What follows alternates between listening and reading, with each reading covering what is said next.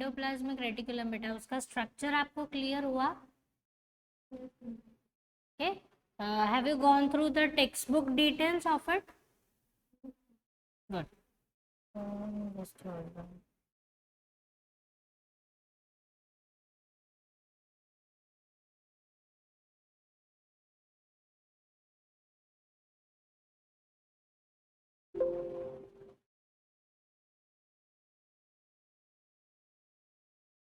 Okay, fine. So, as we have gone through this rough endoplasmic reticulum. Okay. So, we have seen the difference between rough and smooth endoplasmic reticulum, and why they are classified as like this. So, that part we have done, and tubules और सिस्टरने वगैरह सब clear हो गया ना बेटा? Yes, ma'am. So now see that, let's see the general functions of endoplasmic reticulum. Basically बेटा, अगर आप कुछ एडवांस बुक्स रेफर करोगे तो रफ के अलग फंक्शंस हैं, स्मूथ के अलग फंक्शंस हैं, and they are very much means there are lot of functions for particular endoplasmic reticulum.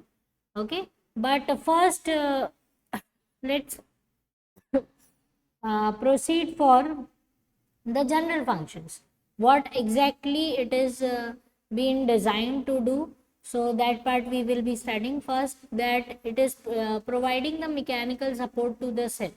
Definitely mechanical support इसलिए प्रोवाइड करता है क्योंकि वो ऑलमोस्ट न्यूक्लियर मेम्ब्रेन से लेकर सेल मेम्ब्रेन तक पूरा नेटवर्क एस्टैब्लिश करता है. तो दैट जो है वो एक स्टर्डीनेस प्रोवाइड करता है सेल को. Okay, so that's why mechanical support to the cell. Then it can perform all of them. Osmosis भी परफॉर्म कर सकता है, डिफ्यूजन के थ्रू भी एक्सचेंज कर सकता है मटेरियल्स को, और एक्टिव ट्रांसपोर्ट भी, मतलब तीनों फंक्शंस परफॉर्म कर सकता है. सो नो इश्यूज रिगार्डिंग, कोई रेस्ट्रिक्शन नहीं है कि सिर्फ ऑस्मोसिस होगा, ओनली डिफ्यूजन होगा या ओनली एक्टिव होगा. ओके, फिर helps in increasing the effective surface area for various enzymatic activities. ढेर सारे एंजाइम्स जब परफॉर्म कर रहे होते सेल में फंक्शंस, उनके लिए एक ग्राउंड क्रिएट करता है endoplasmic reticulum, and form a new nuclear envelope. जब नए सेल्स बनते हैं, when the cell is dividing and the new daughter cells are being form, so उनके न्यूक्लियर एनवेलप के फॉर्मेशन का जो काम है वो एंडोप्लाज्मिक रेटिकुलम के ही पास होता है. सो बिकॉज हमने पढ़ा ना कि मेम्ब्रेन्स बनाने में हेल्प करता है, तो उस टाइम पर न्यूक्लियर एनवेलप बोलो, मेम्ब्रेन बोलो, वन एंड द सेम. ठीक है, and provide material for the formation of cell plate in the plants. ये सेल प्लेट्स क्या होती है, that we will see once we will see the cell division. But basically plant और animal cell जो है वो अलग अलग तरीके से उनका डिविजन मेथड, उसी में ये सेल प्लेट जो है वो इम्पॉर्टेंट रोल प्ले करती है for the plant cells. So that you have to understand. Then different secretory products are transported to various cell organelles through ER channels in following sequence. मतलब ये उसका एक pattern है, rough ER, smooth ER, then Golgi complex, and then lead to the lysosome. This is how the things, whatever they are secreting, they will be transported from one sector to another, then lysosomes. And lysosomes are the one which will lead to that एक supplier का काम करेगा, because it has mobility, it can move. So that part can be done by the lysosomes. This you can see. So these are the some general functions of ear. आप अगर rough और smooth को अलग अलग जब distinguish करके पढ़ोगे बेटा, eight that time you will understand that rough कैसे प्रोटीन सिंथेसिस में हेल्प करता है, और ये जो स्मूथ है उसमें कैसे ये ग्लाइकोलिपिड की फॉर्मेशन कैसे होती है, लिपोफॉस्फेट्स की फॉर्मेशन कैसे होती है. मतलब एक तरीके से ये जो कॉम्प्लेक्स मॉलिक्यूल्स है, how they are means they are coming up, and what is happening, what type of reaction is carried out, like glycosylation, then oxidation, many of the reductions are there. So that is for separated, that means rough और smooth को आप जब अलग अलग पढ़ोगे तब. But these are the some of the general functions of the endoplasmic reticulum. So I think first this much आपको अगर क्लियर आइडिया है, so once you will refer the books, then we will discuss that part. Understood? Yes, ma'am. Okay. So that is what regarding the endoplasmic reticulum. Then Golgi complexes or Golgi bodies or Golgi apparatus. Shall I change the slide, beta? Yes, ma'am. So Golgi हमने apparatus भी देखा, वो भी same stack like he है. And जो इसमें भी cess phase है और ट्रांस फेज है.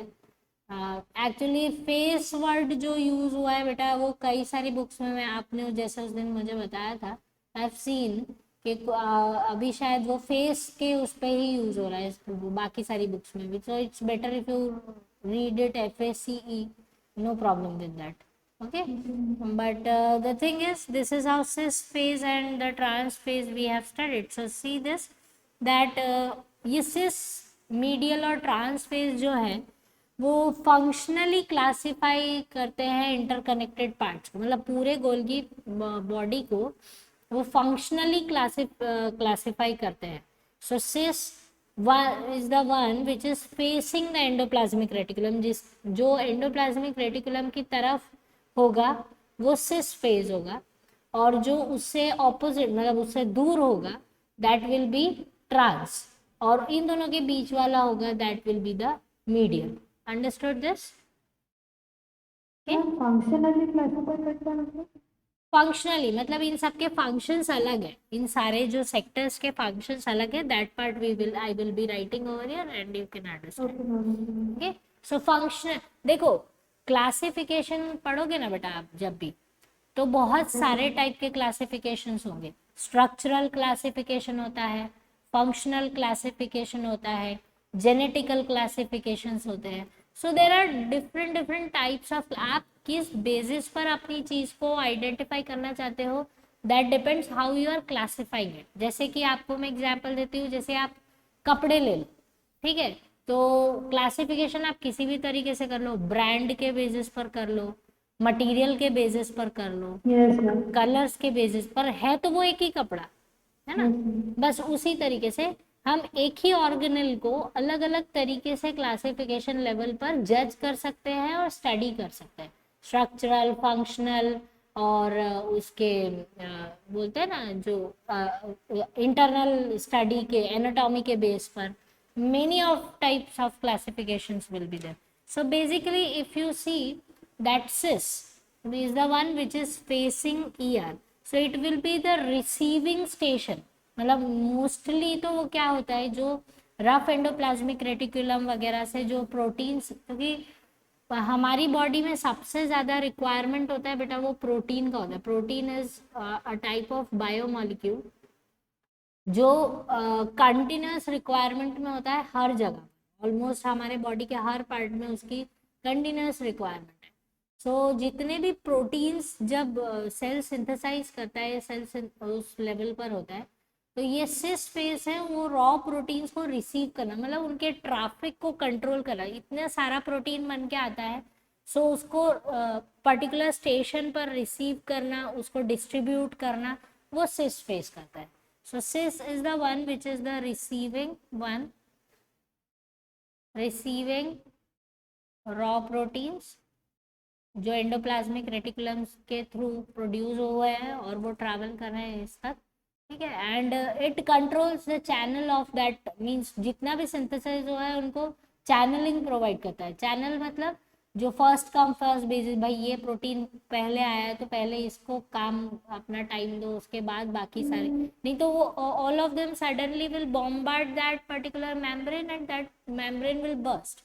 सो उनको प्रॉपर चैनलाइज करने का काम जो है वो सिस फेज करता है, ठीक है. और मीडियल जो है उसी के अंदर सारा मेटाबॉलिज्म होता है, मतलब जितना भी मॉडिफिकेशन है, जितना भी उसको एक्टिव इंग्रेडिएंट्स की ज़रूरत है, वो सारे के सारे जो है वो मीडियल पार्ट करता है, so it will be called as the work station. ये वर्क स्टेशन है, मतलब इस जगह पर सारे काम जो है वो होते हैं इस जगह पर, ठीक है। एंड मीडियल फेज जो होता है ना बेटा, वो दोनों का कॉम्बिनेशन होगा, मतलब वो सिस्टर ने प्लस टिब्यूल्स, जहाँ पर जैसी रिक्वायरमेंट होगी, ठीक है। तो वो दोनों के कॉम्बिनेशन से फॉर्म होता है, मतलब कहीं पर फ्लैटेंड होगी चीज, कहीं पर बहुत ज्यादा इन्फ्लेटेड होगी तो टिब्यूल के फॉर्म्स में होगी।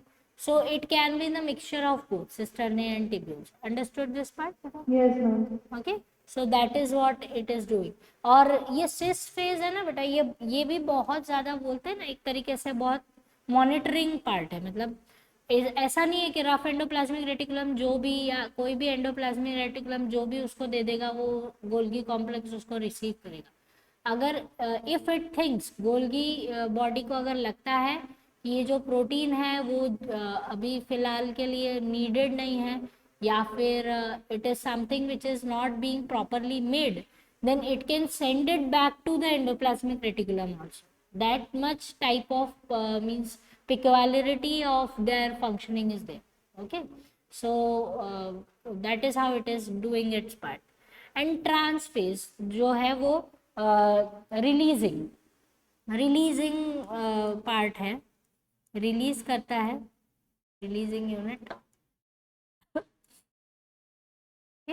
सो रिलीजिंग यूनिट है, and it is basically identified because यहाँ पर जो न्यू वेसिकल्स जो होंगे वो ढेर सारे होंगे। सो आइडेंटिफाई करने में आसानी होती है इसको, कि बहुत सारे vesicles can be seen on this particular page.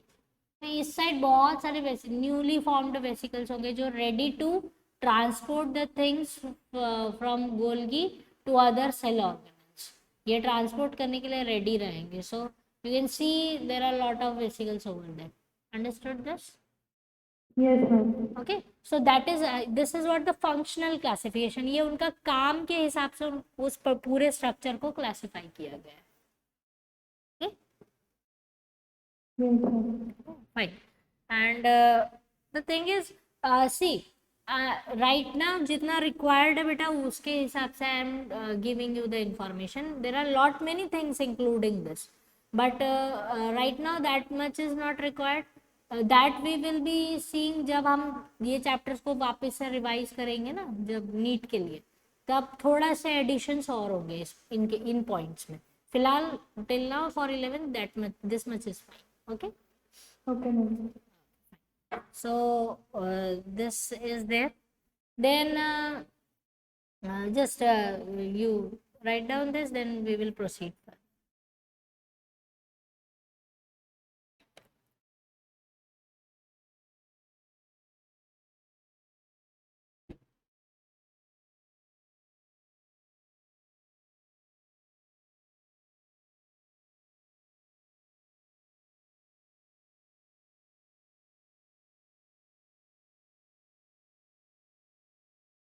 Yes, ma'am. Okay,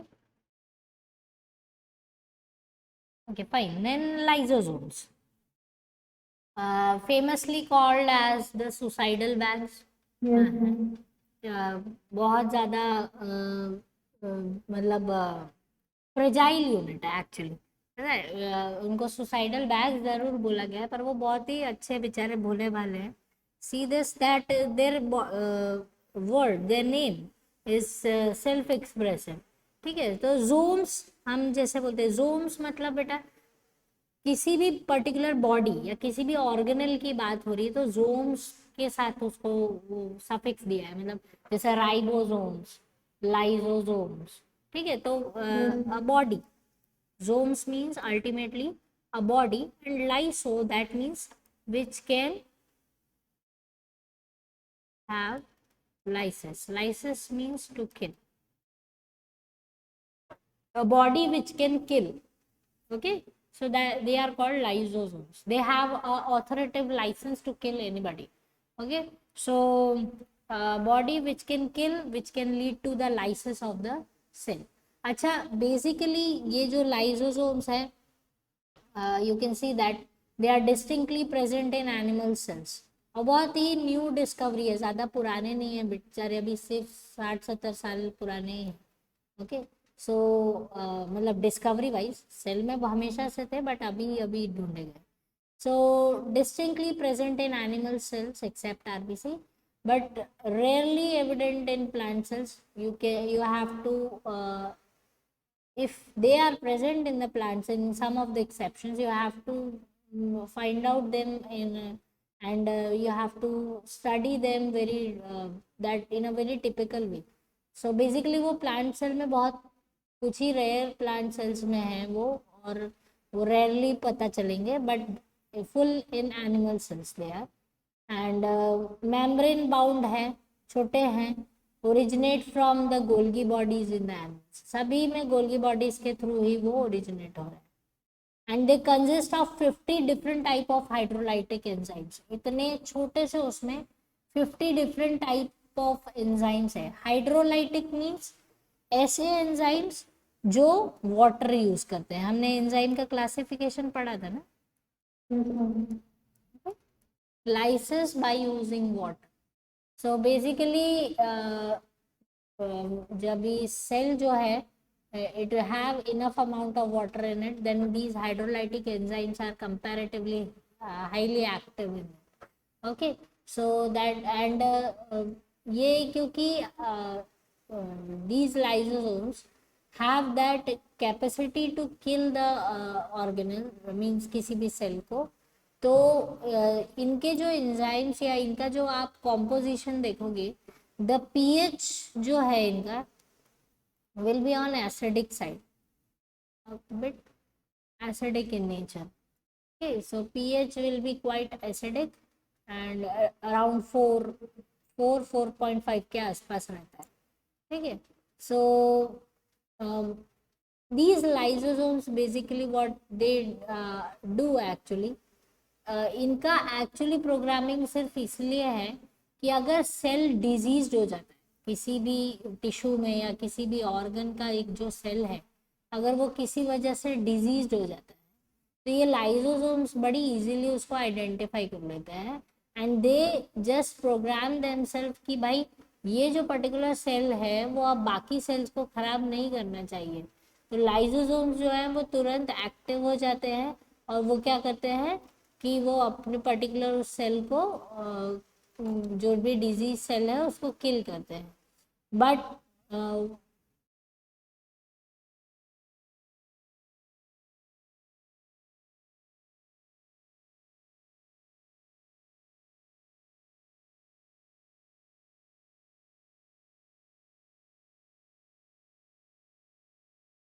Ma'am, the video is paused.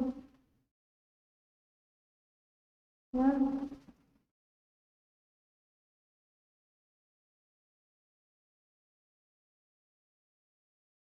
Hello hello hello, yes, हाँ बेटा आवाज आ रही है अभी? yes, ma'am, video paused. हाँ, तो I was saying, okay fine, I was saying that ये lysosomes programmed है उसीलिए कि अगर किसी टिश्यू में कोई ऐसा जो सेल है वो खराब हो रहा है या एजिंग हो रहा है, उस सेल का एजिंग मतलब वो बुढ़ा हो रहा है अगर particular that particular cell, then it should then it should die immediately and it should be removed from that unit so that जो बाकी सारे जो एरिया है जो near by, that should not be affected because of that particular ill cell। ठीक है, so that's why these lysosomes are programmed। but lysosomes जो है ना बेटा, इनकी एक स्पेशल क्वालिटी ये है कि पॉलीमॉर्फिज्म शो करते हैं। अच्छा, पॉलीमॉर्फिज्म मतलब क्या? ठीक है, पॉलीमॉर्फिज्म मतलब मॉर्फिज्म, दैट मीन्स मॉर्फोलॉजी। और मॉर्फोलॉजी का मतलब क्या है? मॉर्फोलॉजी का मतलब होता है स्ट्रक्चर, ओके, और देर मतलब आप ये समझो कि भेस बदलना जिसको बोलते हैं ना, मतलब एक जैसा नहीं दिखता है हमेशा, बस वो ही इनकी स्पेशल क्वालिटी है. So they can show, poly means many, they can show their many faces to the cell and they can function accordingly. ठीक है. सो ये उनका स्पेशल क्वालिटी है कि वो पॉलीमॉर्फिक होते हैं. एक जैसी रिक्वायरमेंट होगी उस हिसाब से वो खुद को है ना चेंज कर सकते हैं या खुद को फॉर्म कर सकते हैं. उनका जो केमिकल नेचर है वो अकॉर्डिंगली उसके अकॉर्डिंगली शिफ्ट हो जाएगा. सो उसके बेसिस पर इसके कुछ टाइप्स हैं. 4 types are there that you can see. That first is primary lysosomes, then secondary lysosomes, okay, then third is residual bodies,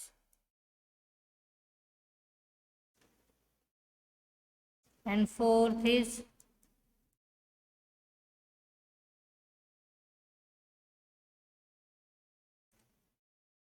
ऑटोफेजिक vacuoles.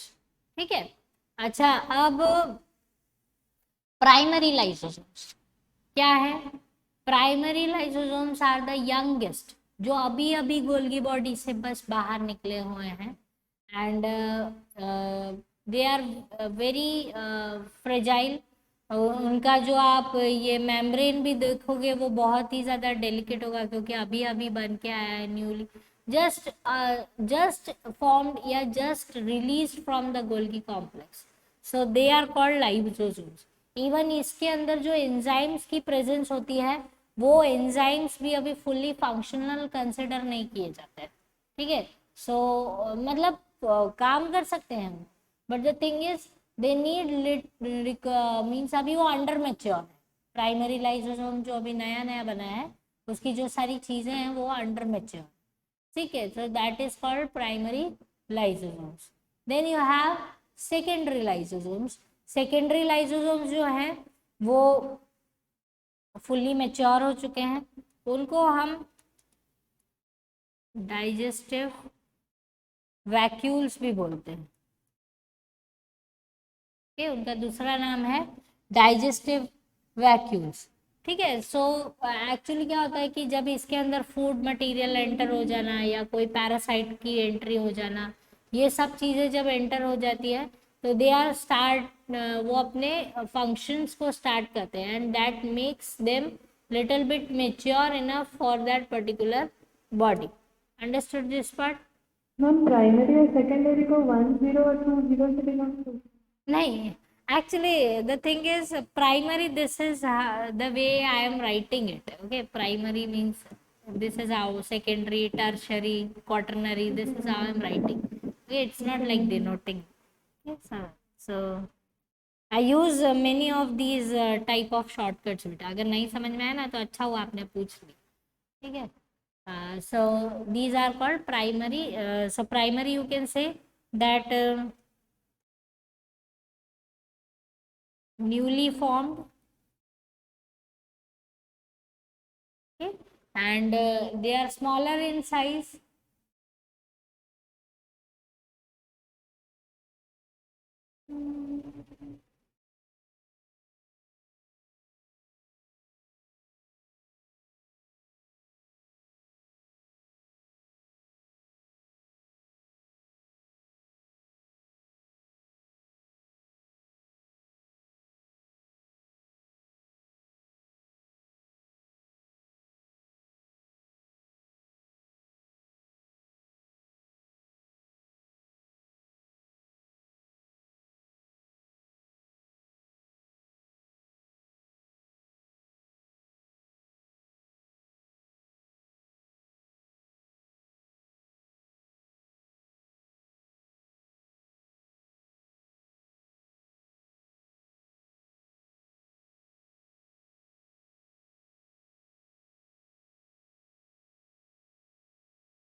Hello, hello,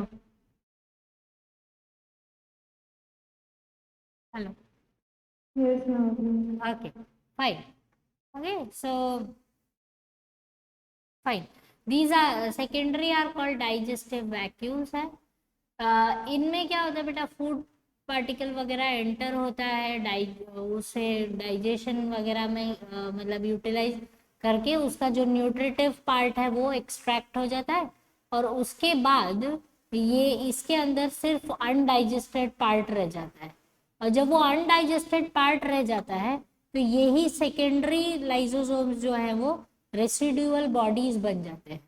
it have the undigested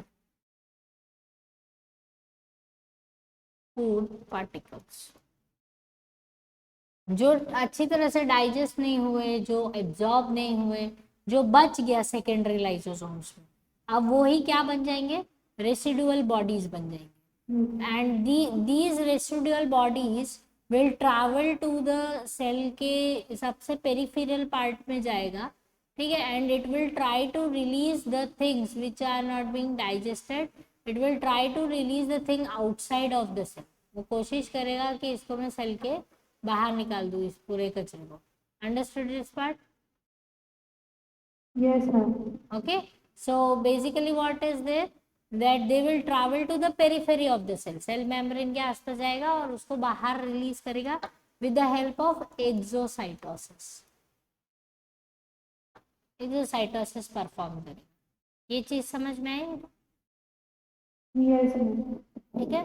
and ऑटोफेजिक vacuoles, ये जो ऑटोफेजिक वाले जो lysosomes होते हैं ये होते हैं actually थोड़े से खतरनाक वाले, बिकॉज बेसिकली ये क्या कैसे बनते हैं, fusion of many primary lysosomes, बहुत सारे प्राइमरी लाइसोसोम्स आपस में फ्यूज हो, जैसे वाटर के ड्रॉप्स कैसे हम आपस में मिक्स कर देते हैं, बस उसी तरीके से धीरे से, और ये वैक्यूल जो है वो फॉर्म होता है।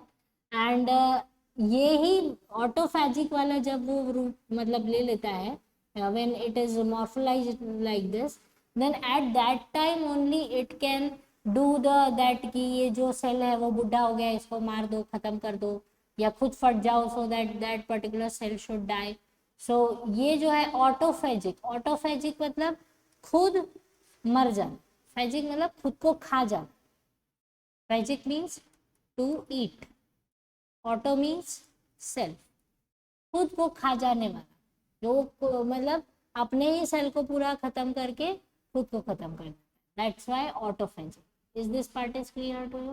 मैम मतलब लाइसोसोम बाकी सेल को डाइजेस्ट कर लेते हैं जो भी डिजीज सेल है, और ऑटोफैजिक अपना ही सेल को डाइजेस्ट। हाँ, नहीं, लाइसोसोम्स ही है बेटा, ऑटोफेजिक भी लाइसोसोम्स ही है। तो बेसिकली सुसाइडल बैग जो टर्म है ना, वो ये ऑटोफेजिक वैक्यूल्स की वजह से। Okay ma'am. ओके, ऑटोफेजिक जो मतलब जो देखते हैं कि भाई अब सेल को डिजीज हो गया है, या अब जो सेल है वो बीमार हो चुका है या वॉर्न आउट हो चुका है, अब उसका कोई काम नहीं है, तो उसको कैसे खत्म करेगा, तो वो क्या करेगा, खुद ब्लास्ट हो जाएगा, जिसकी वजह से उसके सारे केमिकल्स जो है वो रिलीज हो जाएंगे, और वो सभी के सभी क्या है, एंजाइम्स हैं बहुत एसिडिक पीएच वाले, तो उसकी वजह से सेल भी जो है वो अपने आप मर जाएगा, that's why they are called suicidals. Understood? Okay ma'am. और अनडाइजेस्टेड फूड पार्टिकल्स जो निकल रहा है with the help of exercise, तो हाँ मैम वो डायरेक्टली ब्लड में निकल जाता हाँ, एक्चुअली बेटा डायरेक्टली ब्लड में नहीं आप बोलोगे, एक होता है कि टिश्यू भी अपना एक्सट्रैक्ट रिलीज करते हैं, तो वो टिश्यू फ्लूइड्स के थ्रू बाहर जाता है। So this is how they are polymorphic in nature. Then उसके अगर आप functions देखो तो definitely it helps in break down, digestion में हेल्प कर रहा है, बहुत सारी चीज़ों को ब्रेक डाउन करने में हेल्प कर रहा है, प्रोटेक्शन प्रोवाइड कर रहा है सेल को ऑटोफेजिक कंडीशन से, सो दैट जो डिजीज है या कोई माइक्रो ऑर्गेनिज्म एंटर हो गया है उसके अंदर, सेल के अंदर कोई पैथोजन एंटर हो गया है तो उसको किल करो, मतलब उसका किल करने का तरीका यही है कि अगर वो उसको पूरी तरह से क्लियर नहीं कर सकता है तो वो खुद फट जाएगा, सो दैट वो ऑर्गेनिज्म भी मर जाए और वो खुद भी मर जाए, तो सारी जो प्रॉब्लम है वो सॉल्व हो जाए। Understood this part?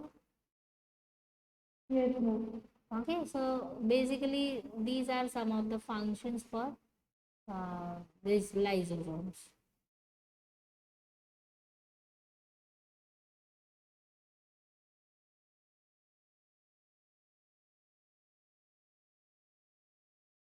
तो लाइजोसोम ही सबसे छोटा ऑर्गेनिज्म होता है कंपेयर टू द बॉडी। हाँ, कंपैरेटिवली बहुत छोटा होता है। इवन आपको माइक्रोस्कोप में भी उसको, जो इलेक्ट्रॉन माइक्रोस्कोप्स होते हैं उसमें भी उनको आइडेंटिफाई करना बहुत ही डिफिकल्ट है, क्योंकि सबसे पहले उनका कोई डिस्टिंग्विश्ड स्ट्रक्चर नहीं है ना बेटा। वो जैसे वैक्यूल्स वगैरह और सब बाकी चीजें दिख रही है उन्हीं के जैसा। Okay ma'am. Okay, so that part you have to.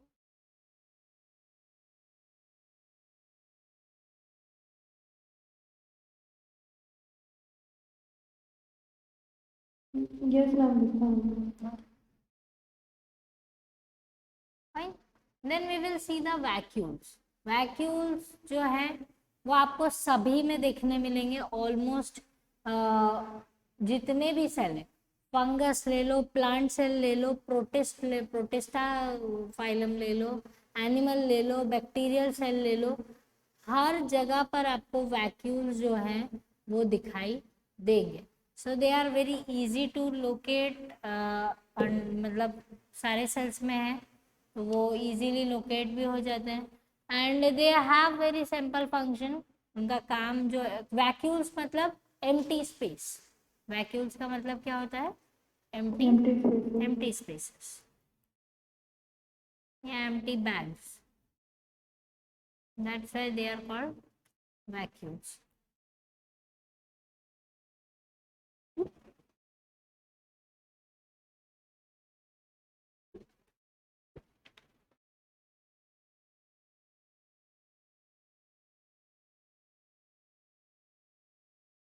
So so first of all, ये वैक्यूल्स जो हैं वो नॉर्मल इस तरीके से स्ट्रक्चर्ड होते हैं, स्फेरिकल होते हैं basically. And they are very much what you can say कि उनका जो फर्स्ट ऑफ ऑल ये जो मेम्ब्रेन है, जो जिस मेम्ब्रेन बाउंड ऑर्गेनल्स है ये भी, तो इनका जो मेम्ब्रेन है इसको हम बोलते हैं टोनोप्लास्ट। Yes ma'am. उसको हम बोलते हैं टोनोप्लास्ट। टोनोप्लास्ट क्यों? क्योंकि वो सेल को टोनिसिटी प्रोवाइड करता है। अच्छा, अब टोनिसिटी क्या, टोन टोनिसिटी या टोन थिंग क्या होता है?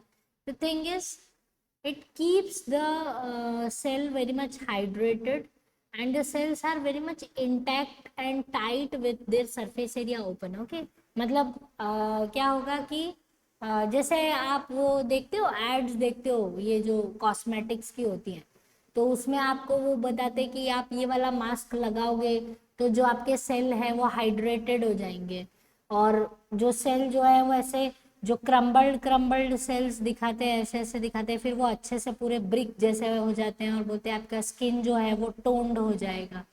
देखा है? टाइट हो जाएगा, अच्छा हो जाएगा, और रिंकल्स चले जाएंगे।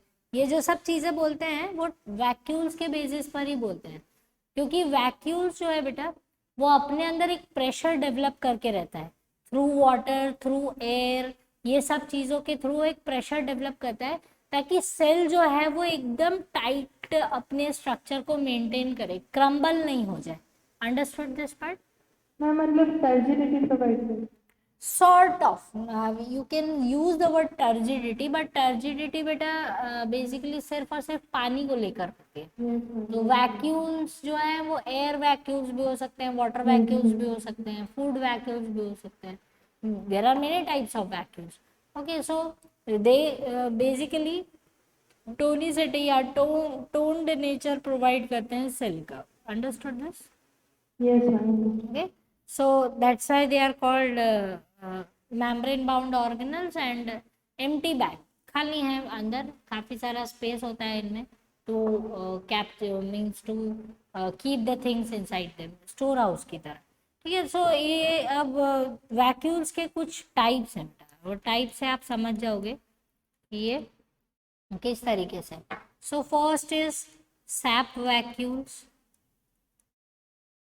हाँ मतलब ये स्टोरेज के लिए भी हेल्प करते हैं। सॉर्ट ऑफ, कुछ समय के लिए वाटर स्टोरेज, एयर स्टोरेज, ये सब काम होता ओके मैम। है। Okay, and then you have the second one is contractile vacuoles. Okay, then you have food vacuoles, and then you have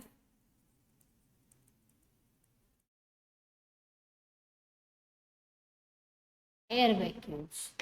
Okay, so first sap vacuoles, contractile vacuoles, food and air. Food vacuoles और air vacuoles से आप समझ रहे हो ना कि they capture, they keep the food inside them. Air vacuoles जो है वो अपने अंदर ये एयर वगैरह जो है उसको कैप्चर करके रखते हैं। तो उसकी वजह से क्या होता है कि सेल जो है वो थोड़ा लाइट वेटेड रहता है एयर वैक्यूम्स की वजह से। हम कॉन्ट्रैक्टाइल मतलब एक्सक्रीटरी पार्टिकल्स को सॉर्ट ऑफ एक मिनट।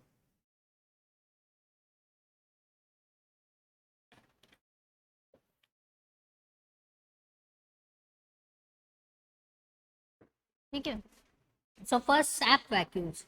सैप वैक्यूम्स में बेटा बहुत सारी चीज़ होती है। आप कितनी भी चीज़ों को आप गिनती करके डाल दो इसमें। सॉल्ट्स की प्रेजेंस है, शुगर की प्रेजेंस है, इसमें कई सारे प्रोटीन्स की प्रेजेंस होती है, इसमें कई सारे पिगमेंट्स की प्रेजेंस भी होती है। बहुत सारे पिगमेंट्स भी कैरी करता है सैप वैक्यूम्स, तो उसकी वजह से एक पर्टिकुलर कलर उस पर्टिकुलर सेल को मिलता है। ठीक है, so this is the reason. और वैसे पिगमेंट्स जो वाटर सॉल्यूबल, मतलब most of the things are water soluble जो है, जितनी भी चीज़ है वो इस सैप वैक्यूम। सैप का मतलब क्या होता है? सैप का मतलब होता है ऐसा फ्लूइड जिसके अंदर बहुत सारी चीज़ें, दैट इज कॉल्ड सैप। ठीक है, तो अनशन चीज़ें होंगी, salt, sugar, proteins, pigments, amino acids, you can even include some waste products, you can also nitrogenous waste, many of the things will be there in this sap vacuums. So basically ये जो है vacuums का यही काम है कि ये सब चीज़ों को कैरी करना, जहाँ रिक्वायर्ड हो उनको दे देना, जहाँ रिक्वायर्ड नहीं हो उनसे वापस ले लेना। सो ये सब स्टेशनिंग का काम जो है वो सैप वैक्यूम्स करते हैं। Understood this part? Yes ma'am. Okay, then contractile vacuums. Contractile vacuoles की सबसे स्पेशल क्वालिटी ये है बेटा कि इनका जो मेम्ब्रेन होता है it is highly collapsible, collapsible membrane. Okay, so basically ये जो है वो आपको देखने को मिलेंगे लोअर ग्रुप ऑफ ऑर्गेनिज्म जैसे प्रोटिस्टा, अल्गी, इन सब में आपको ये कॉन्ट्रैक्टाइल वैक्यूल्स काफ़ी सारे देखने को मिलते हैं। एंड ये रिस्पॉन्सिबल होते हैं for removal of excretory waste ज़्यादातर, क्योंकि कॉन्ट्रैक्टाइल होंगे तो जैसे ही ये वैक्यूल के अंदर ये वेस्ट मटेरियल पूरा फिल हो जाएगा, they will reach to the, मतलब सेल मेम्ब्रेन के पास जाएगा वो, और सेल मेम्ब्रेन में थ्रू एक्सोसाइटोसिस वो जैसे हम ड्रॉपर या रबर नॉब्स को नहीं ऐसे प्रेस करते हैं और चीज़ों को एक्सट्रैक्ट करते हैं, बस उसी तरीके से ये सारी चीज़ों को बाहर निकाल देता है, खुद को कोलैप्स कर लेता है। So that is called collapsible membrane. Contractile vacuoles की कोलैप्सिबल मेम्ब्रेन इसी चीज़ में हेल्प करती है। Understood this part? Basically excretion normal cell, क्योंकि सेल एक अपना इंडिविजुअल एक्सक्रीशन करता है, for that excretion contractile vacuoles are very important. Now these food vacuoles जो है वो बेसिकली कहाँ से आ रहे हैं बेटा? वो मॉडिफाई उसी से लाइजोसोम से ही हो, ये वाले लाइजोसोम जो ये सेकेंडरी लाइजोसोम्स हैं वो रेसिडियल बॉडीज बन जाती हैं जो तुरंत के तुरंत काम कर रही।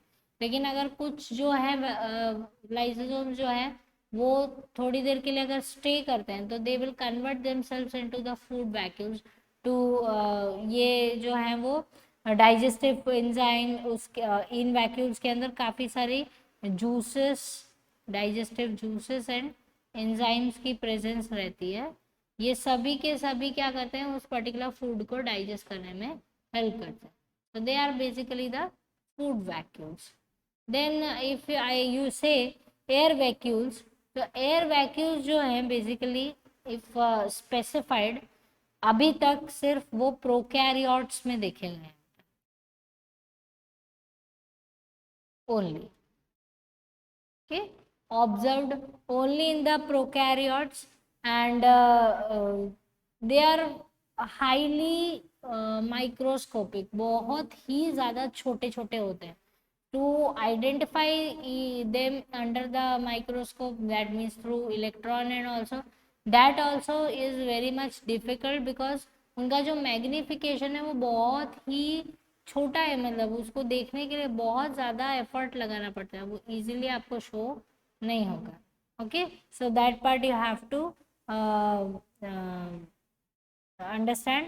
So they contain lot of gases inside them, lot of requirement, जो जो सेल की पर्टिकुलर रिक्वायरमेंट होगी उसके हिसाब से। एंड ये जो पर्टिकुलर एयर वैक्यूल्स होते हैं ये बहुत तरीके से प्रोटेक्शन भी प्रोवाइड करते हैं एक सेल को, यहाँ तक कि रेडिएशन प्रोटेक्शन भी ये पर्टिकुलर सेल जो है वो इजीली दे सकते हैं। Understood this part? मैम मतलब एयर वैक्यूम्स यूकैरियोट्स में नहीं हो सकते? अभी तक डिस्कवर नहीं हुआ है बेटा, हो सकता है हो। Okay ma'am. अभी तक से प्रोकैरियोट्स में इनको रिमार्केबल वो एक मिला है कि प्रोकैरियोट्स में है, still not away means clear नहीं है कि यूकैरियोट्स में है नहीं है, अगर है तो क्या कर yes ma'am. So still hopefully और कोई अब जो नए साइंटिस्ट आएंगे तो वो लोग कुछ ऐड कर देंगे तो हमारी और हो जाएगा टेक्स्ट बुक में कुछ पढ़ने के लिए। ठीक है, so that part we will see. so these are called vacuum for endomembrane system। so पूरा एंडोमेम्ब्रेन सिस्टम जो है वो इसी मेम्ब्रेन बाउंड ऑर्गेनल्स के साथ मिलकर काम करता है। देखा ना आपने कैसे वैक्यूल्स लाइजोसोम से मॉडिफाई हो रहे हैं, लाइजोसोम जो है गोल्गी से फॉर्मेशन ले रहे हैं, गोल्गी कॉम्प्लेक्स जो है वो एंडोप्लाज्मिक रेटिकुलम पर डिपेंडेंट है ताकि वो उसको रॉ मटेरियल सप्लाई करे सारी चीज़ों को फॉर्म करने को। so this is something is very means organized system of our cell, और ये बहुत तरीके से अपना पूरा काम जो है वो कर लेता है। Understood this? Yes ma'am. so this is what you have to see for the cell and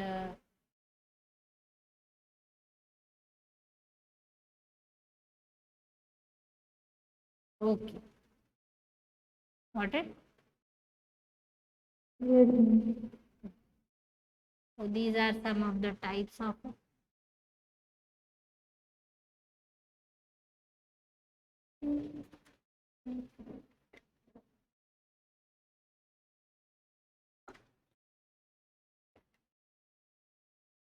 और इसी के बेसिस पर इनके फंक्शंस भी दे दिए है ना बेटा, टाइप्स के बेसिस पर ही इनका फंक्शंस भी मेंशन है।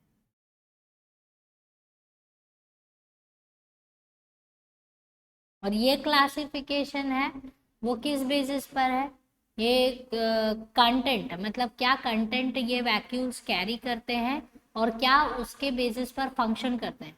सो ये जो क्लासिफिकेशन है वो content and functional basis, content and function के बेस पर क्लासिफाई किया है।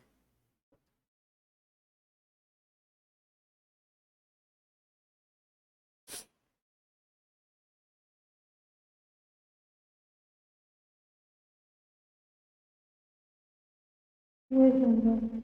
Got it? So just go through your textbook regarding this बेटा। मैं आपको 5-10 मिनट्स लो, एक बार टेक्स्ट बुक थोड़ा सा रीड कर लो, अगर कुछ चीज़ नहीं समझ में आती है तो इस सिस्टम का तो just ask me, then we will proceed with other, that means बाकी ऑर्गेनल्स के साथ। Okay ma'am.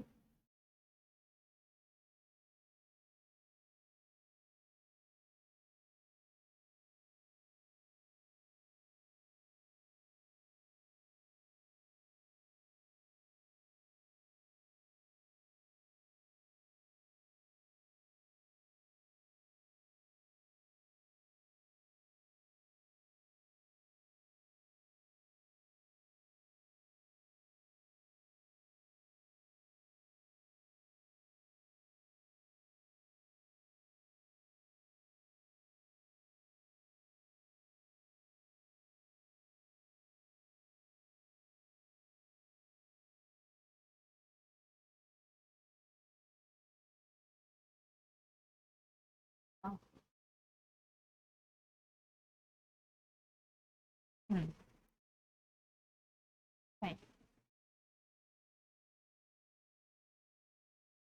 So next is let's proceed with the next organelle, that is mitochondria. Okay. So mitochondria is the powerhouse of the cell. सबसे ज़्यादा ये जो है इसका normal एक डेफिनेशन जो है that is the power house of the cell. It generates a huge amount of ATP, that is the currency of the cell, जो यूज होती है फॉर द एनर्जी कॉइन की तरह. ठीक है, तो मतलब करेंसी क्यों बोलते हैं कि विदाउट एटीपी बेसिकली कोई भी ऑर्गेनेल, चाहे कोई भी ऑर्गेनेल हो, चाहे कोई भी और दूसरे सेल्स हों, एक जगह से दूसरी जगह जो भी चीज़ें जा रही है आ रही है, या सेल जो है वो एक लिविंग स्टेट में है, वो तभी आइडेंटिफाई होता है जब उसके पास इनफ एटीपी हो.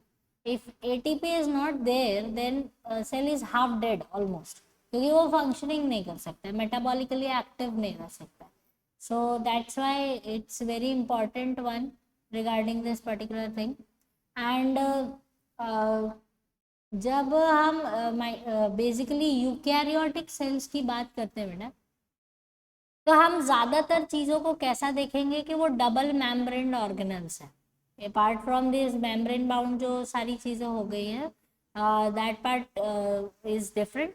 बट बाकी जितने भी ऑर्गेनल्स हम देखते हैं, चाहे वो माइटोकॉन्ड्रिया हो, क्लोरोप्लास्ट हो, anything, when we see these separate organelles, they are all of them are double membrane होगा इनके अंदर, तभी ये यूकैरियोटिक उसमें क्लास में फिट होते हैं. ठीक है. another thing regarding this particular mitochondria is that it is considered as semi autonomous. It is considered as semi autonomous organelle. Semi autonomous क्या है? सेमी ऑटोनॉमस मतलब ये बहुत सारी चीजें जो है वो खुद डिसाइड करके और उनको खुद से एग्जीक्यूट कर सकता है, परफॉर्म कर सकता है. अगर उस ये पर्टिकुलर माइटोकॉन्ड्रिया को लगता है कि अभी मुझे डिवाइड होना चाहिए, तो वो अपने आप डिवाइड हो जाएगा. वो सेल का वेट नहीं करता है कि कब सेल डिवाइड हो तब मैं डिवाइड हूँ. If it is required, then it will start dividing, it will start producing its copy on its own. Okay, and it is very much self reliant.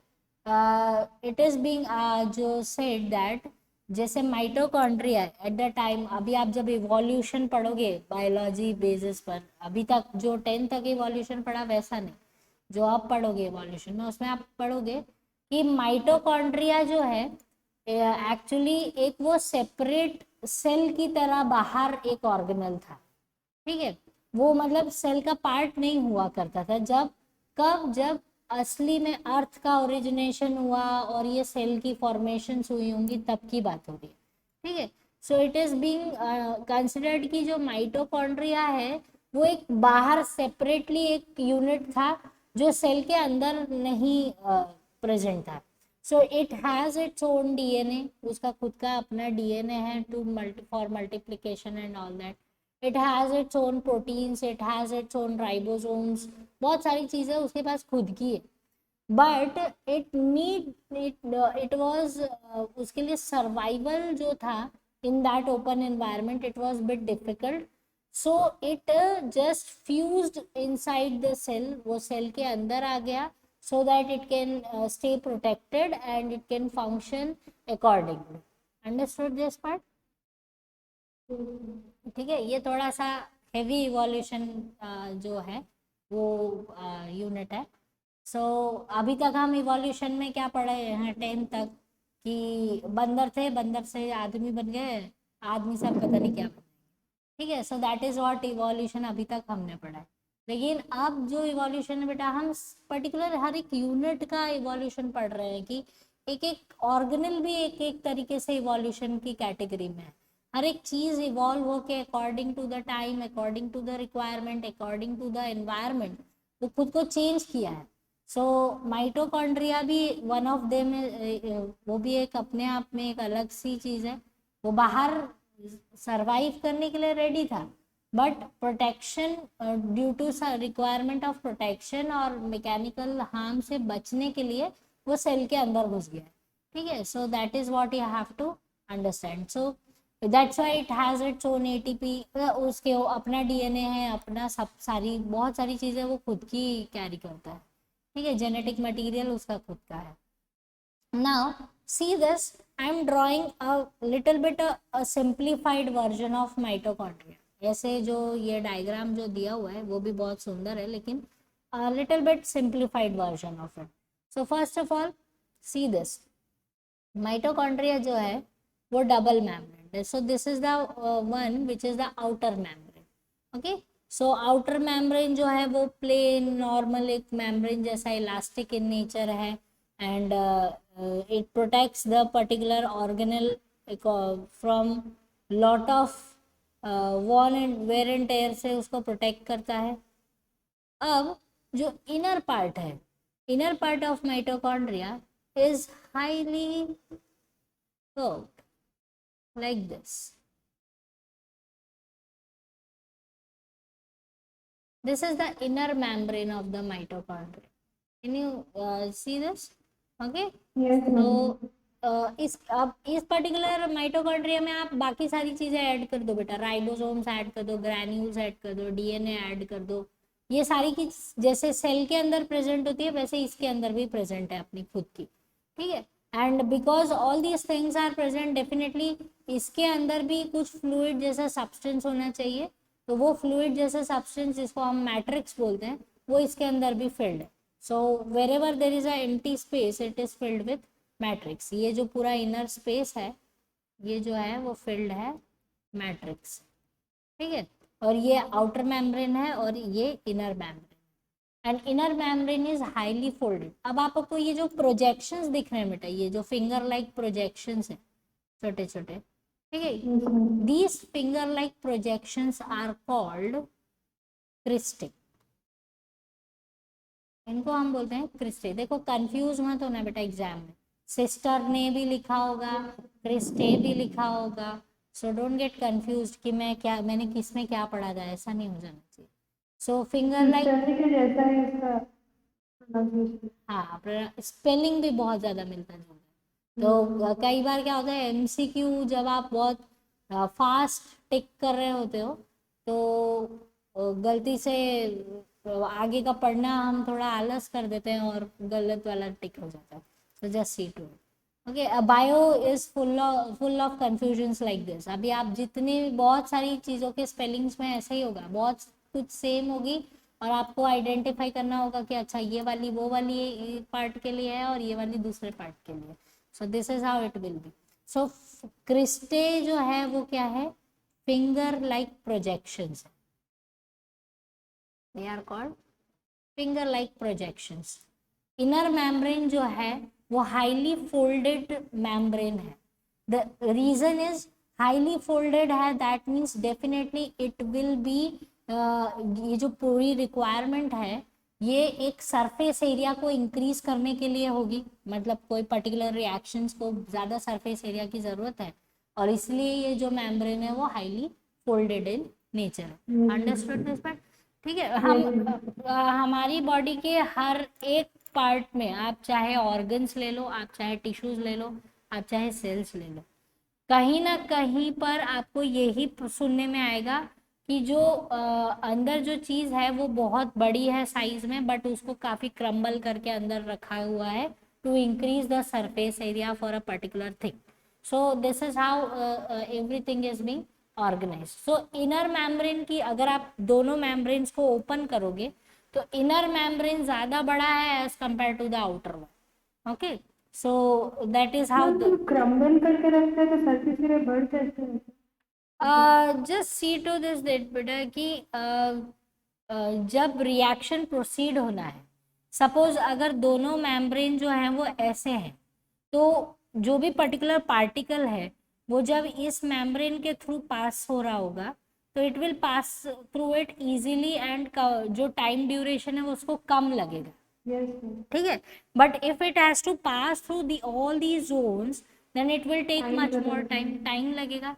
तो जितना टाइम उसको नीडेड है for the particular reaction that will be achieved and जो जो particle की वो बोलते हैं ना क्वांटिटी, इतने इस मेम्ब्रेन पे जो कैरी करेगा वो कम होगा as compare to this much. So that is how the surface area can be increased. Okay, so this is what you have to understand. Now see this.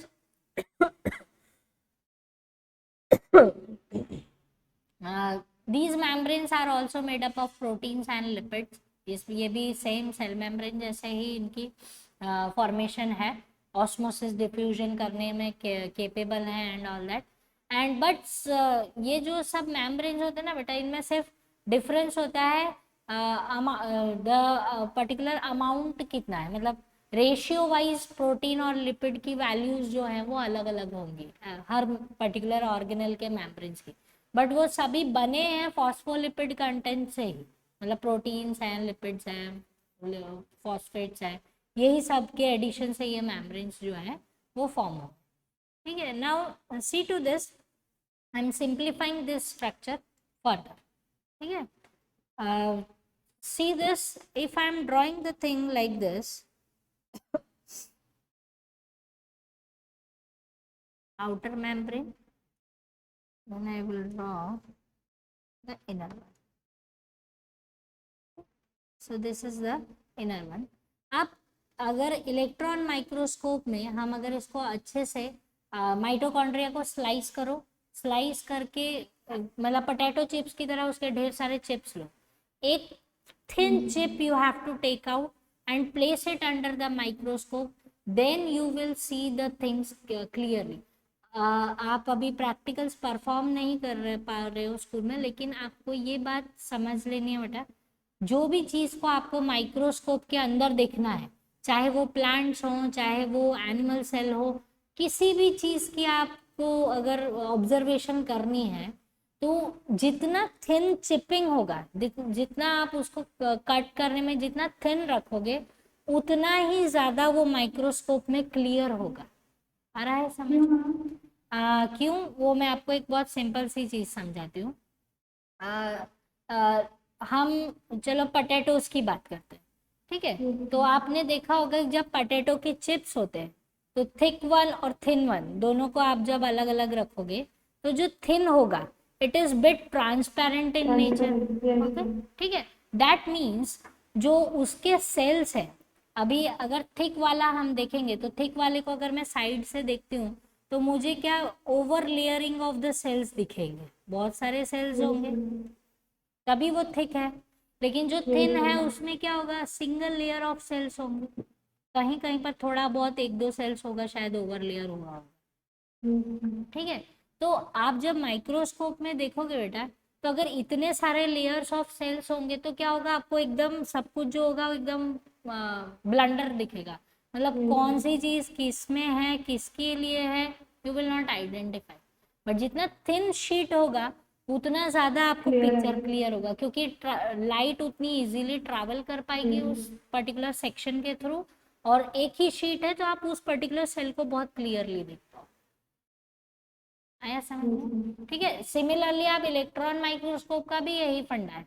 अगर आपको कोई भी चीज रखनी है तो इलेक्ट्रॉन माइक्रोस्कोप के ब्लेड्स और उनकी जो सेक्शनिंग का मेथड है वो थोड़ा अलग होता है, वो मैनुअल नहीं होता है, वो थोड़ा सा ऑटोमेटेड होता है.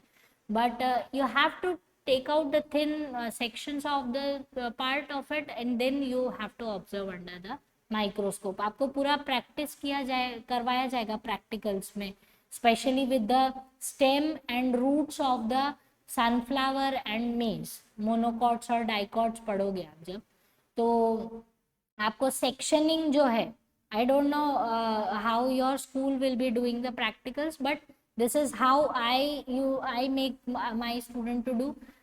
हमारा एक एक प्रैक्टिकल जो पीरियड होता है, मतलब one day, it is 1 week is dedicated only for the sectioning.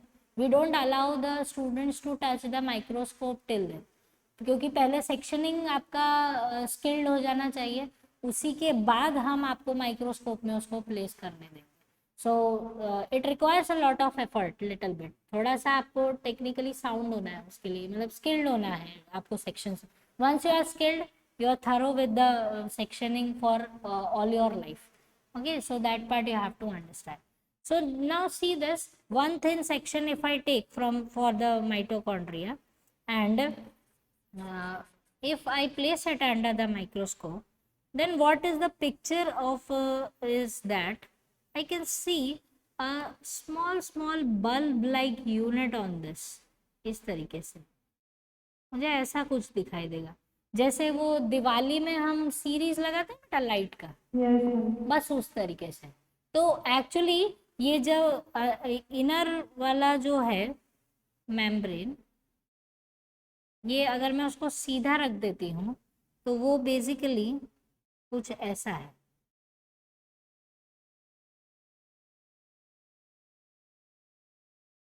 इस तरीके से।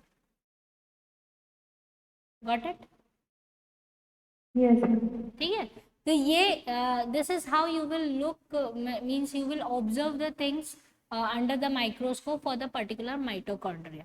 अच्छा, अब ये जो पूरा यूनिट है माइटोकॉन्ड्रिया का, वो ऐसे कैसे काम कर रहा है, that part we will C.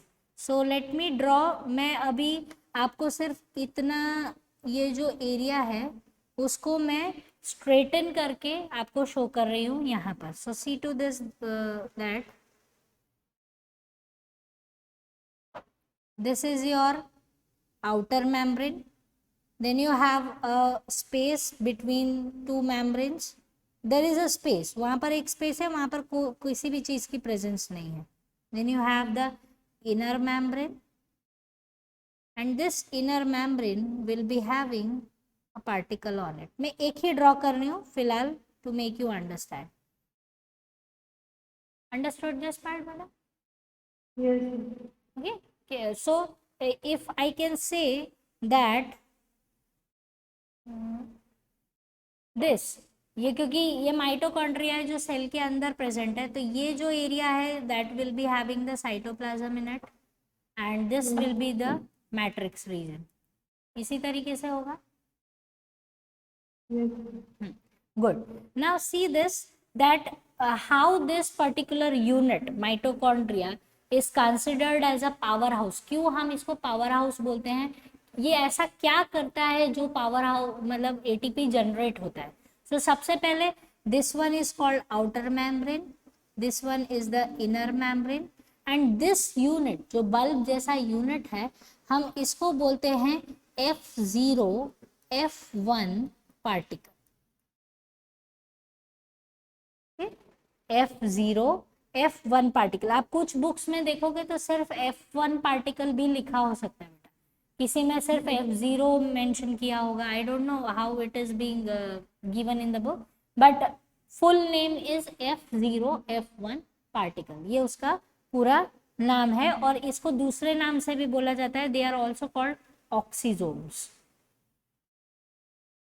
okay, so these are called oxysomes। now see this, that how it is functioning। so basic, inner membrane के अंदर ऑलवेज मैट्रिक्स, हाँ बेटा, इस तरफ ये मैट्रिक्स है ना, yes, ये रीजन है। तो अगर मैं इन दोनों को अभी खोल के ऐसे रख रही हूँ, so I am that's how I am showing कि इस तरफ मतलब सेल, ये पूरा सपोज ये स्क्रीन जो है वो सेल है बेटा, एंड वाइट जो रीजन इस तरफ है जो ये सारा साइटोप्लाज्म है। तो अब हम माइटोकॉन्ड्रिया के अंदर घुस के स्टडी करना चाहते हैं, तो this part will be the matrix. okay, so now see this, what will be happening, यहाँ पर पूरा सिनेरियो कैसे क्रिएट होगा इज दैट, ये आप बायोकेमिस्ट्री अभी जब हम प्रोसीड करेंगे बायोकेमिस्ट्री में, तब ये जो है यही सेम चीज आपको थोड़ा और डिटेल आ जाएगी।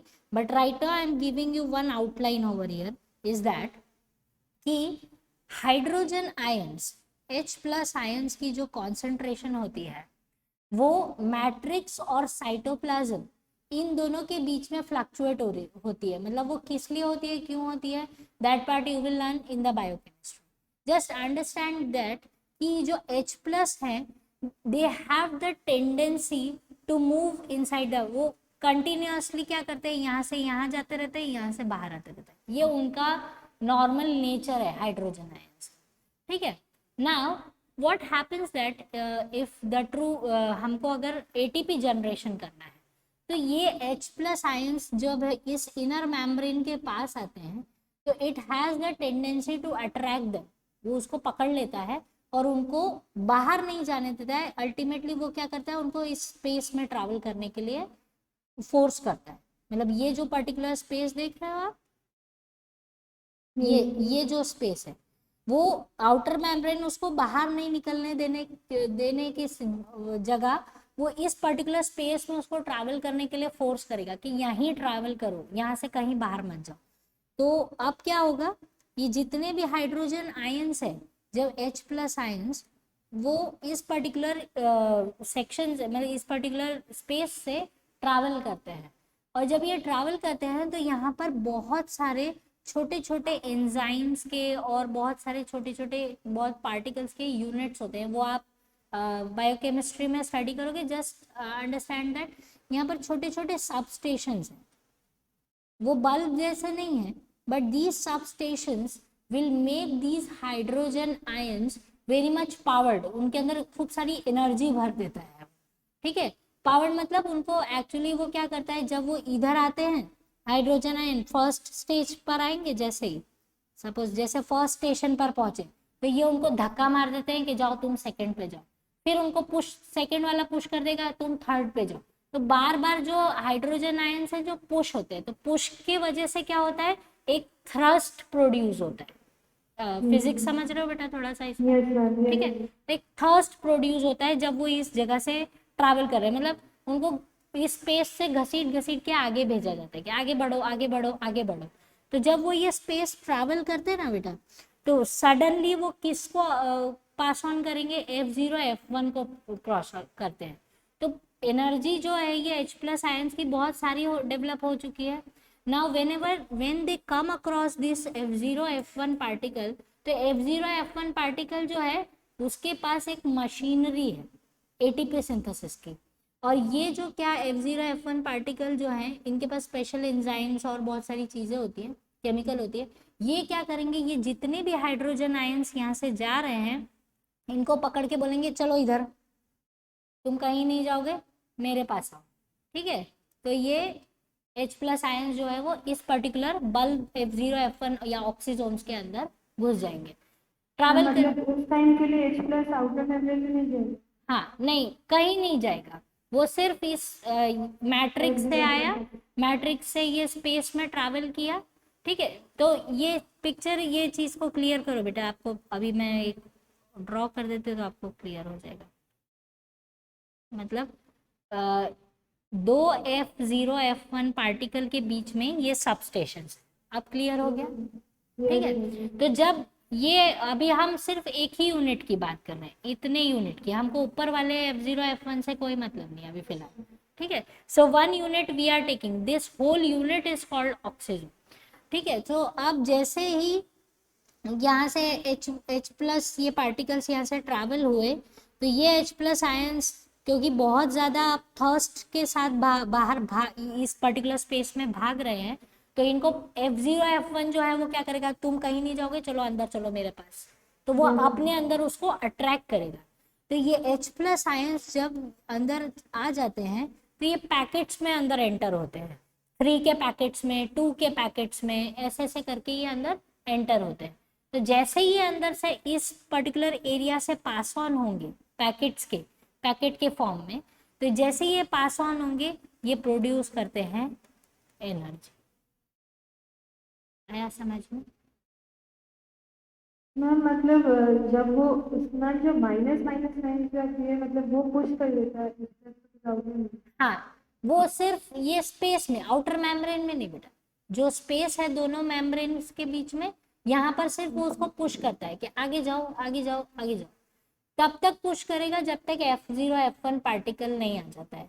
जैसे ही F0 F1 आएगा तो F0 F1 वो इतने ज्यादा पुश लगने की वजह से ये H प्लस जो है वो क्या होता है, वो फटाफट फटाफट भागते भागते जो है वो यहाँ तक आ जाएंगे। जैसे ही इस जगह पर आ जाएंगे तो F0 F1 उनको अपने अंदर ले लेगा। आया समझ में? मैम बट इनर मेम्ब्रेन का तो अट्रैक्टिव प्रॉपर्टी होता है ना कि H प्लस को लेके वो अंदर घुसा लेगा। हाँ, बट F0 F1 का प्रॉपर्टी है कि वो इस स्पेस से निकालकर उनको वापस से मैट्रिक्स में धकेल देगा। Okay ma'am, okay ma'am. ठीक है, ये F0 F1 का नेचर है। तो वो क्या करेगा, वापस से अब मीनवाइल बहुत सारे H+ जो है वो साइटोप्लाज्म में भी जा रहे हैं, ऐसा नहीं है कि सबके सब सिर्फ स्पेस में ही ट्रैवल कर रहे हैं, बट कुछ अरेस्ट हो जाएंगे, कुछ जो शैतान होंगे वो बाहर भाग जाएंगे। आया समझ में? Yes ma'am. ठीक है, so that is how it is being balancing. ये एक बैलेंसिंग है, किसके साथ बैलेंसिंग है और क्यों बैलेंसिंग है बेटा वो आप सब बायोकेमिस्ट्री में पढ़ोगे। सो लीव टिल देयर, वहां तक यहाँ इसको पॉज रखो। तो उसके बाद हम जब क्रेब्स साइकिल और ये सब चीजें पढ़ेंगे ना, आप क्रेब्स साइकिल आई थिंक आपने लास्ट 10th क्लास में पढ़ा होगा यस थोड़ा सा, मैम। तब उसके डिटेल्स में हम ये सारी चीजें पढ़ेंगे। So okay. बस ये समझो कि जब इस यूनिट से ये F0 से जैसे ही ये पैकेट्स में निकलेंगे H+, तो ये एक एनर्जी का ब्लास्ट प्रोड्यूस करती है, ये ब्लास्ट होता है और ATP प्रोडक्शन हो जाती है। तो इस ये जो पूरा रिएक्शन है इसको हम बोलते हैं ऑक्सीडेटिव, मतलब ऑक्सीजन की एडिशन से फॉस्फोराइलेशन, मतलब एडिनोसाइन ट्राइफॉस्फेट जो है वो कैसे बनता है, पहले AMP बनता है, मोनोफॉस्फेट बनता है, फिर डाइफॉस्फेट बनता है और फिर ट्राइफॉस्फेट बनता है। तो फॉस्फोराइलेशन मतलब addition of phosphates and why using oxygen, oxygen के यूज से फॉस्फेट जो है वो ऐड हो रहा है for the formation of ATP। Okay. ठीक है, that is called oxidative phosphorylation. So now do understand this बेटा, ये ATP जो है ऑक्सीडेटिव, ये एनर्जी प्रोडक्शन, मतलब ये ATP है वो तुरंत तुरंत यूटिलाइज हो जाएगा आपकी बॉडी में, जहां पे भी इसकी रिक्वायरमेंट होगी इसका काम है फटाफट यूटिलाइज हो जाना। ठीक है, तो यूटिलाइज होने के, जैसे आपको मैं एक एग्जांपल देती हूँ, when you are supposed to take part in sports, आपको रेस में पार्ट लेना है, तो आपको पता है कि आपको भागना है, तो आपको सबसे ज्यादा आपकी मसल्स जो है वो आपके लेग्स की जो मसल्स हैं वो ये स्ट्रेंथ मांगेगी कि भाई मुझे ताकत दो क्योंकि मुझे दौड़ना है। एम आई राइट? यस। ठीक है, तो उसके पहले आपने देखा जो स्पोर्ट्स पर्सन होते हैं वो वार्म अप करते हैं खुद को, अपने मसल्स को रिलैक्स करते हैं, डीप ब्रीथ करते हैं, वो सब चीजें आपने देखी होगी। ठीक है, तो एक्चुअली ऑक्सीडेटिव फॉस्फोरिलेशन, अब ये चीज समझो कि जितना आप ऑक्सीजन लोगे उतना ज्यादा ग्लूकोज जो है वो आपकी बॉडी यूटिलाइज करेगी और फॉस्फेट को ऐड करेगी for the formation of ATP। इसलिए जो जब आप कुछ खेलने जाते हो या आपको एग्जामिनेशन में बैठना है तो आपकी मम्मा आपको देखना वो शुगर चीनी का पानी या दही चीनी खिलाना, जो हमारे इंडियन ट्रेडिशन है। यहाँ मम्मा इसको हमको ऑक्सीडेटिव फॉस्फोराइलेशन नहीं समझाना है, बट ये हमारा ट्रेडिशन है कि आप कर्ड और शुगर खाओगे तो it will provide you the sugar, मतलब लैक्टोज और ग्लूकोज मिलेगा। जब वो सब चीजें मिलेगी तो क्या होगा, आपकी बॉडी जो है, हाँ आप ब्रीथ करोगे जितना ज्यादा तो एनर्जी प्रोडक्शन होगा। हमारा ब्रेन, हमारे मसल्स, इन सबको ATP की बहुत फ्रीक्वेंट रिक्वायरमेंट होती है, और जब आप उसको यूटिलाइज कर रहे हो तब तो खास।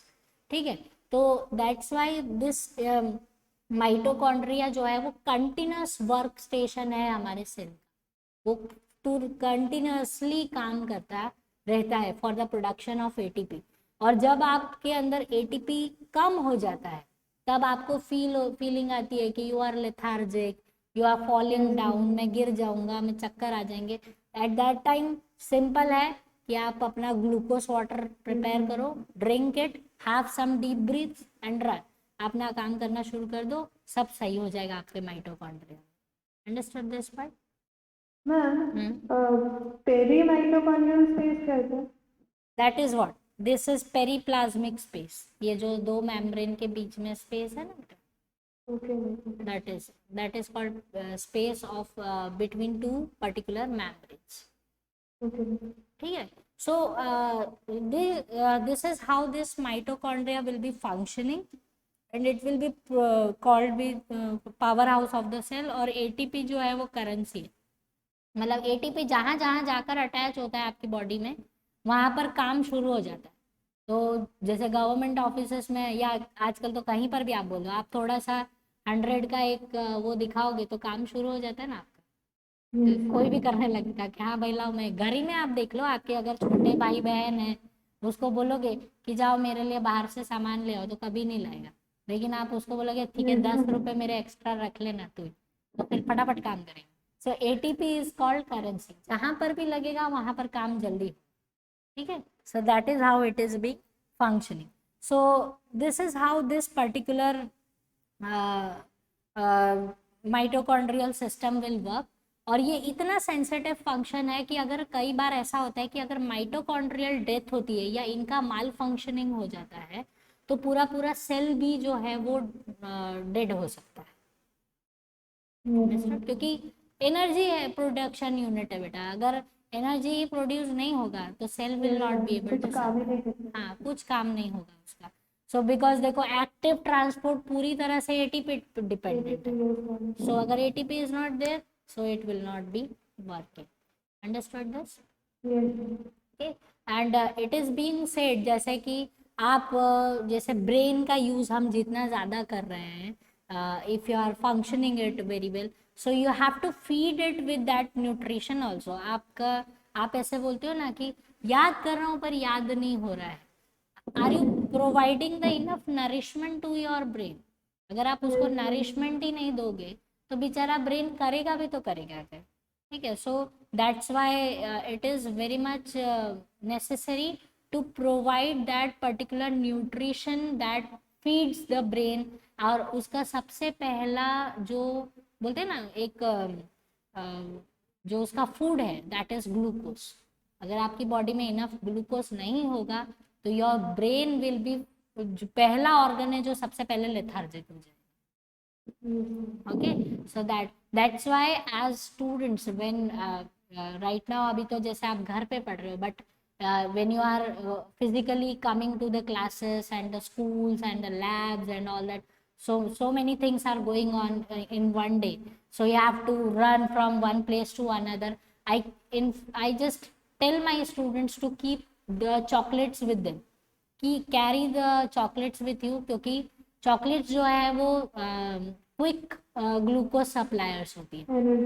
Yes, so what you have to do is eat one of them and just keep on moving it inside your mouth so that glucose will be digested and it will be reaching to your bloodstream from the means salivary digestion से ही वो वहाँ पर blood stream में आपके brain तक पहुँच जाना चाहिए। फिर ऐसा नहीं है कि आप फिर 2 किलो चॉकलेट एक साथ खा जाओ, दैट इज रॉन्ग, ठीक है। तो that is the wrong one. But in 2-3 hours अगर आपको ऐसा लगता है कि आपने कुछ खाया नहीं है या आपने डाइट नहीं लिया है and you feel that you should eat something, even I eat after this, I have the another class and in between I need something to eat. Okay. नींद भी आता है तो चला जाता है। Yeah, if you eat something, then definitely you should go for it. Okay, so that is how this mitochondria is functioning. So just go through that description, बेटा आप पढ़ लो इसको, और कोई डाउट्स हो तो मुझे बताओ, तो मैं नेक्स्ट ऑर्गेनल हम 5 ओके खत्म तो नहीं हो पाएगा, थोड़ा सा इंट्रोडक्शन दे दो। मैम एक क्वेश्चन था माइटोकॉन्ड्रिया से। मैम एक क्वेश्चन है, in which of the following part of mitochondria succinic dehydrogenase enzyme is located? Succinic dehyd, हाँ ये जो सबस्टेशंस मैंने शो किए ना बेटा आपको, इसी में से एक सक्सेनिक डिहाइड्रोजनेज। मैम तो वो आप बता देंगे या फिर एक्चुअली हाँ एनसीईआरटी में तो शो नहीं, क्योंकि वो क्रेब्स साइकिल के टाइम पर शो करेंगे बेटा। तो I think if you are solving the questioner तो इस क्वेश्चन को मार्क करके रखो कि जब आप बायोकेमिस्ट्री पढ़ लोगे तब आप इसे सॉल्व करो। क्योंकि बेटा बहुत सारे एंजाइम्स है, cytochrome A B D E ऐसे भी चीजें आएंगी, फिर सक्सेनिक आएगा, ऑक्सीडेटिव आएगा, तो it's bit like that in series. Okay, so mark that question and market की बायोकेमिस्ट्री जब आपका हो जाएगा तब आप इस क्वेश्चन को रेफर करो। Okay, Okay, so that ma'am will. और ग्लाइऑक्सीजोम क्या होता है?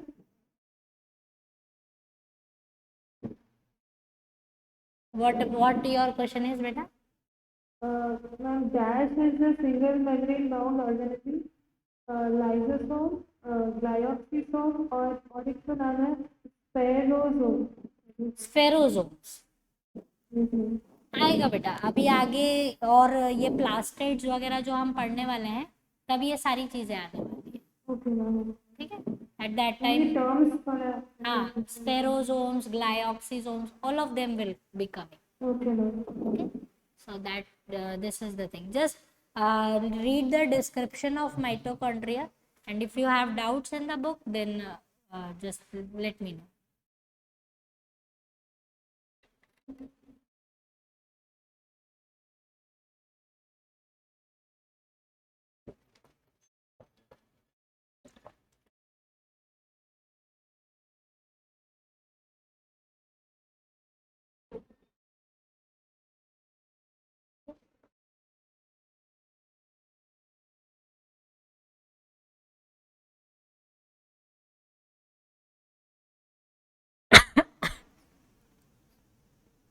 मैम एंडोप्लाज्मिक रेटिकुलम में मैम ये सब समझ में नहीं आ रहा। Luminal inside ear and extra luminal cytoplasmic compartment. Come again, beta. I'm not getting. Ma'am luminal and extra luminal ये endoplasmic. LUMEN. Let me write yes. it. LUM. You are asking me. No ma'am, LUMINAL luminal. LUMINAL. Yes ma'am, and extra luminal. Yeah, that is what. ये जो बेटा अंदर space create होता है ना सिस्टरनी के अंदर, यस। ये जो सिस्टरनी या टिब्यूल्स है तो उसके अंदर तो स्पेस है, जगह है, उसे हम बोलते हैं ल्यूमेन, उसे बोलते हैं ल्यूमेन. तो अगर एक्स्ट्रा ल्यूमिनल मतलब ल्यूमेन के बाहर, और ल्यूमिनल मतलब ये अंदर, ल्यूमिनल स्पेस. मैम तो एक्स्ट्रा ल्यूमिनल को साइटोप्लाज्म बोल सकते हैं? एक्स्ट्रा ल्यूमिनल को साइटोप्लाज्म। या बिकॉज बेटा इसके बाहर तो साइटोप्लाज्म की प्रेजेंस होगी ना, yes. That is. Okay ma'am.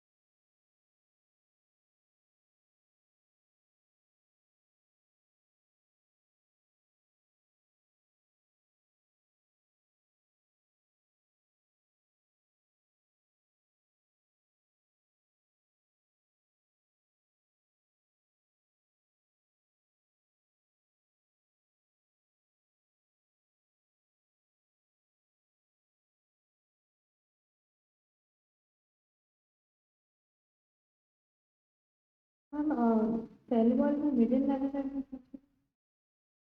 Middle lamellae बेटा दो सेल्स हैं, दो सेल्स के बीच में जो सीमेंटिंग मटेरियल है that is called middle lam. जो उन दोनों को स्टिक साथ में रखने का वो जो एफर्ट है, जो जो चीज उसको स्टिक कर रही है that is middle lam. Okay.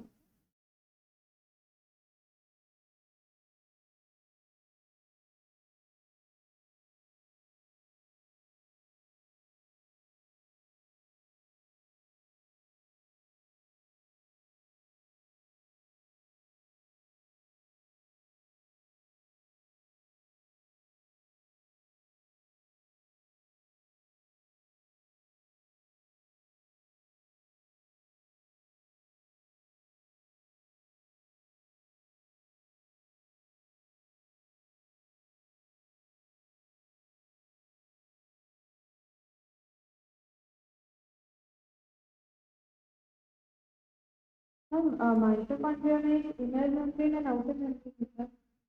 तो आउटर मेम्ब्रेन में लिखा है कि forms the continuous limiting boundary of the forms the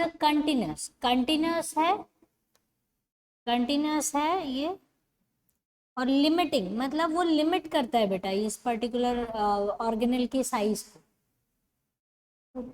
That is why forms a continuous limiting boundary of the organ.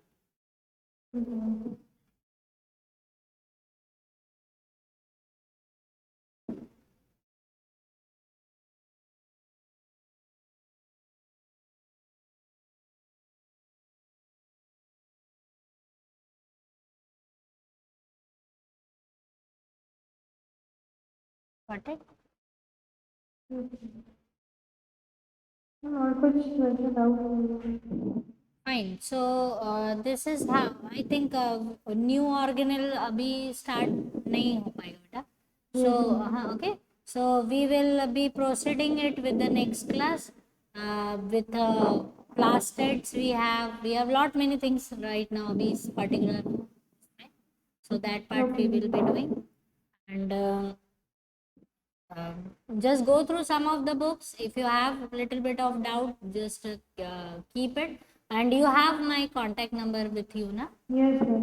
Just if you have some questions like that, just post on my WhatsApp, so I can when I will be free, I will be seeing to it, and I will be sending you the answers. Okay, ma'am. Thank you, ma'am. Okay beta, take care. Bye now. Goodbye.